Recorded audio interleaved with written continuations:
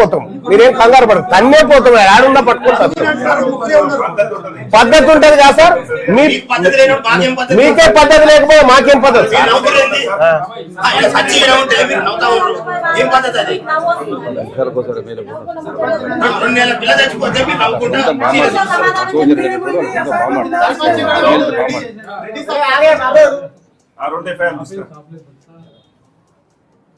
ఇప్పుడు కారంచేడులో ఎట్లా జరిగిందో సేమ్ కులం పేరుతో దూషించి దాడి, మహిళలు అనకుండా ఆమె బాలంత అనకుండా, ఆమె బాలంత సార్ బాలంత మీద చేసి పసిగుడ్డును డైరెక్ట్ తంతే గోడ పోయి చచ్చిపోయింది. ఇది భారతదేశ చరిత్ర ఎక్కడ కాబట్టి మీరు సీరియస్ గా ఉండాలి, ఈ విషయం చాలా సీరియస్ ఉండాలి సార్. మా రిక్వెస్ట్ అది.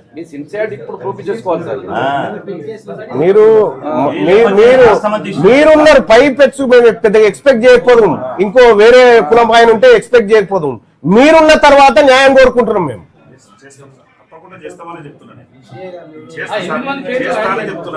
కాదు, ఈ సిఐ గారు ఎటు పోయారు సార్?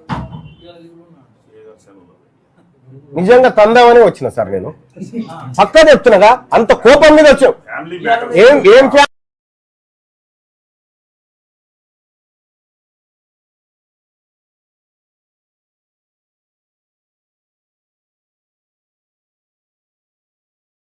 మ్యాటర్ సార్, మాకు తెలియదు సార్. చిన్న పిల్ల 2 నెలల పిల్ల చనిపోయింది. 2 నెలల పిల్ల చనిపోయింది సార్. మీరు అర్థం చేసుకోవాలి. దాంట్లో సార్ డిఎస్పీ గారు, దాంట్లో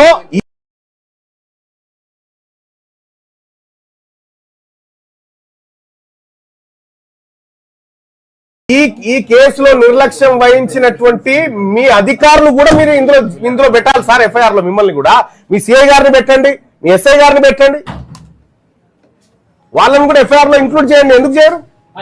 నిర్లక్ష్యానికి మీరు కారకులు గారా? 100 ఫోన్ చేస్తే, పొద్దున చేస్తే చాలా సేపటికి వచ్చిందంట. మరి నిర్లక్ష్యానికి బాధ్యతలు ఎవరు? మీరే కదా. ఇప్పుడు ఎక్కడన్నా గొడవ జరిగితే సాధారణంగా ఎవరైతే బాధితుడు దెబ్బలు తింటుంటాడో వాడు ఫోన్ చేస్తాడు, రండి సార్ మమ్మల్ని రక్షించాలి. వీళ్ళు చేసారు 100 ఫోన్, వీళ్ళు చేస్తే వీళ్ళ మీద కేసు పెట్టారు సార్. Attend murder పెట్టిరట. ఇప్పుడు తెప్పిస్తుంది కదా.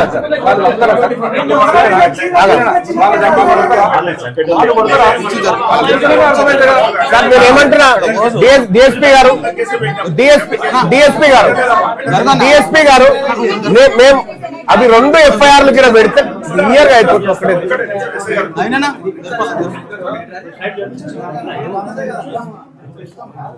సార్ వీళ్ళు వాళ్ళని కొట్టగలుగుతారా సార్? వీళ్ళు వాళ్ళని కొట్టగలుగుతారా సార్? వాళ్ళ తరకాయ వాళ్ళు ఏంటంటే ఏదోళ్ళు బలం వాళ్ళు కొట్టగలుగుతారా? వాళ్ళను ఎంత కేసు పెడతారు మీరు? ఇన్వెస్టిగేషన్ చేసి వీళ్ళ మీద కేసు ఎట్లా పెడతారు?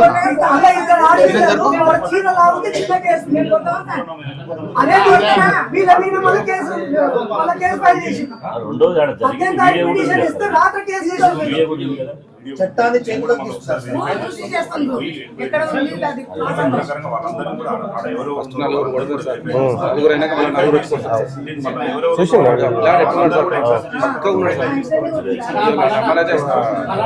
నాగర్ కర్నూలు జిల్లాలో తెలంగాణ గవర్నమెంట్ కానీ ఇప్పుడు కాంగ్రెస్ గవర్నమెంట్ ఒక్క రెడ్డిని కూడా ఒక్క బీసీ కొట్టలే, ఒక రెడ్డి ఒక ఎస్సీ కొట్టలే. వీళ్ళు రెడ్లు కొట్టుకుంటూ వచ్చారు. కాబట్టి మొన్న రీసెంట్ గా జమిసా గడ్డపారతో చంపారు, షెడ్యూల్డ్ క్యాస్ట్ గడ్డపారతో. ఇప్పుడు మనోళ్ళు ఏమంటారు, కొట్టినంటారు రాతోటి. సార్ కొట్టే పేర్లు ఉండనా లేడమరో చూపిన చూపిరి అదన్నా చేస్తాం కదా.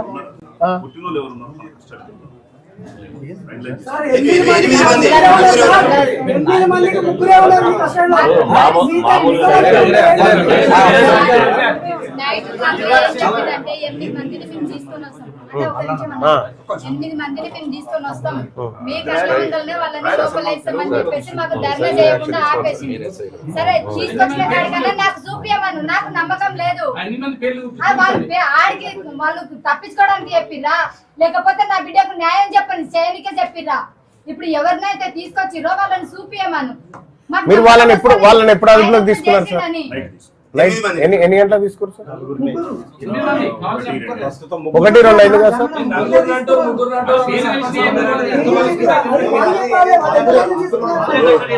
డిపార్ట్మెంట్ తలుచుకుంటే పెద్ద సమస్య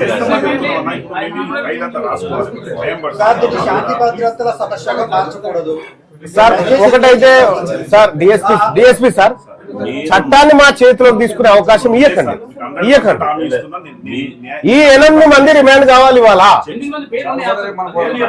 లేకపోతే ఆ 8 మంది ఇళ్ళ మీదకి మేము పోతాం. మీరు చేస్తారా? మేము చేయాలి. మేము నమ్ముతా ఉన్నాము.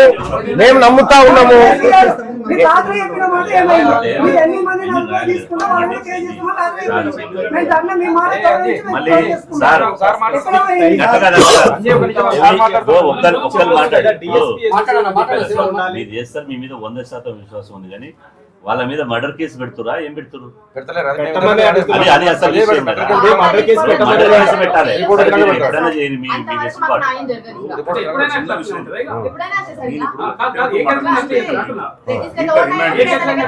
ఒకటే విషయం చెప్తున్నా, అటెంప్ట్ టు మర్డర్ చేసి పెట్టినా, తర్వాత ఆడోళ్ళది ఏమేమి సెక్షన్స్ ఉన్నాయో అన్ని పెట్టినా ఎస్సీ ఎస్టీ కేసు కూడా పెట్టినా, ఇప్పుడు అందరినీ రిమాండ్ చేస్తున్నా. నేనేమంటున్నాంటే, ఇప్పుడు ఆ పాపది హాస్పిటల్ పెట్టినాం కదా, అది రిపోర్ట్ వచ్చినాక సెక్షన్ ఆర్డర్ చేసేసి దాన్ని కూడా దీంట్లో ఇంక్లూడ్ చేసి ఆల్రెడీ 3 months వల్ల రిమాండ్ చేస్తుంది కదా సార్, జైల్లోనే ఉంటారు కదా, దాని ప్రకారంగా నేను చేస్తా అని చెప్తున్నాను. మీ మీద ఒత్తిడి వస్తే మళ్ళీ మార్చకుండా లేదు సార్, నేను ఎట్టి పరిస్థితుల్లో చేస్తాను. మీకు అవసరమైతే డాక్టర్ గారి ఒపీనియన్ వచ్చినాక మీకు వాట్సాప్ పెట్టమంటే నెంబర్ ఇస్తే నేను వాట్సాప్ కూడా పెడతాను. దాని ప్రకారంగా రిపోర్ట్ ఎప్పుడు వస్తుంది?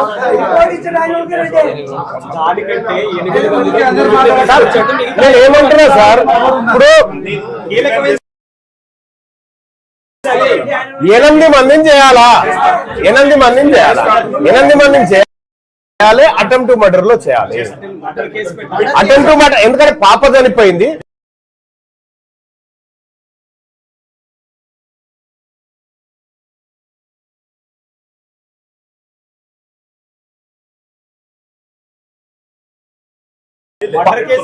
పాప చనిపోయిన తర్వాత వచ్చిన వాస్తవాన్ని చార్జ్ షీట్ లో పెట్టుకోండి. కానీ ఎఫ్ఐఆర్ లో ఫస్ట్ ఇన్ఫర్మేషన్ రిపోర్ట్ లో మళ్ళీ అక్యూజ్ ఏదైతే ఇచ్చారో ఆ ఆధారాన్ని తీసుకొని దానికి అనుగుణంగా మీరు ఎఫ్ఐఆర్ నమోదు చేయాలి.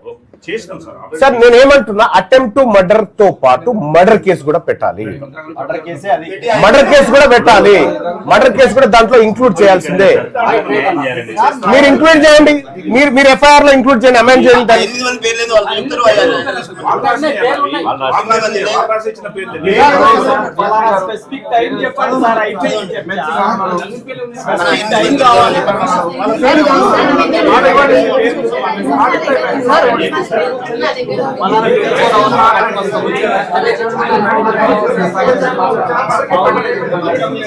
సార్ మీరు ఎఫ్ఐఆర్ ఆల్టరేషన్ చేయండి. ఎఫ్ఐఆర్ ఉంది, దీంట్లో మర్డర్ కేసు పెట్టండి. నేనేమంటున్నా, దీంట్లో పెట్టినప్పుడు దాంట్లో ఎట్లా చేస్తామన్నా? అదే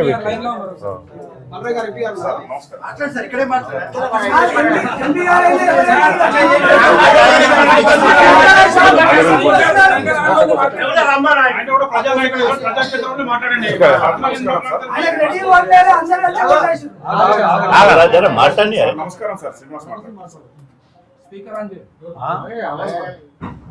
సార్.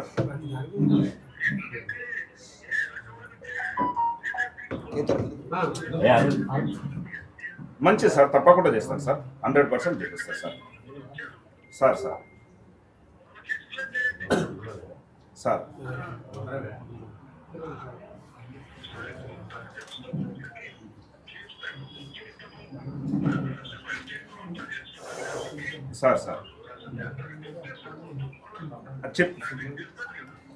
మంచి సార్, అదే చెప్తున్నా సార్.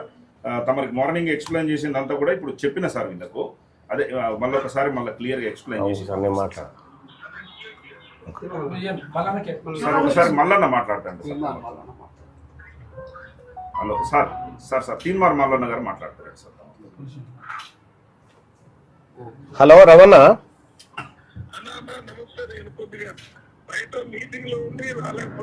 పర్వాలేదన్నా, మీరు రాలేకపోయినా మీ పవర్ తోటి ఇప్పుడు పాప చనిపోతే ఫస్ట్ ఇన్ఫర్మేషన్ రిపోర్ట్ లో మర్డర్ కేస్ సెక్షన్స్ యాడ్ చేయమని చెప్పి చెప్తా ఉన్నాము. ఎఫ్ఎస్ఎల్ రిపోర్ట్ అంటే ఎఫ్ఎస్ఎల్ రిపోర్ట్ ఇప్పుడు వస్తుందన్నా. అలాగే ఇప్పుడు 8 మంది మీద కంప్లైంట్ చేస్తే మేము నలుగురిని అదుపులోకి తీసుకున్నాం, ఇంకా నలుగురు బయట ఉన్నారని చెప్తా ఉన్నారన్న. ఆ నలుగురిని మేము ఏమైనా పట్టుకోమంటావా? మమ్మల్ని పట్టుకోమంటే చెప్తే మేము పట్టుకుంటాం. ఇది మల్లురావన్న, ఎందుకంటే మా మా మా ఓట్లతోని, మా బీసీల ఓట్లతోని, మా ఎస్సీల ఓట్లతోని మీరు గెలిచిరు. మా వర్గాలకు అన్యాయం జరుగుతుంటే మీరు ఎక్స్ప్లెనేషన్ ఇవ్వండి ప్రజలకి, వాళ్ళు వచ్చిన నాయకులకు మేము చెప్పింది చెప్పండి అంటే కుదరదన్నా. ఇది ఎందుకనంటే ఇది మా ఆత్మగౌరవం.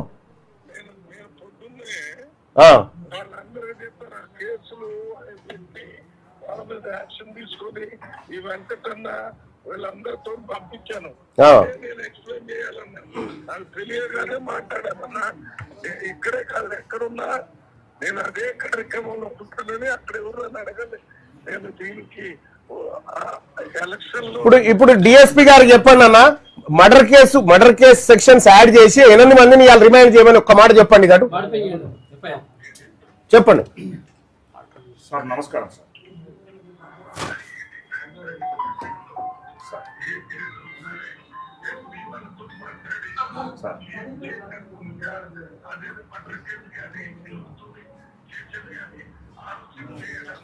సార్ మంచిది సార్. నేను ప్రాసెస్ ప్రకారంగా, పద్ధతి ప్రకారంగా ఖచ్చితంగా చేస్తానని చెప్తున్నా సార్. మాట్లాడతా సార్, నేను సార్ వాళ్ళతో కూడా మాట్లాడతాను సార్. సార్ మంచిది సార్. నమస్కారం సార్.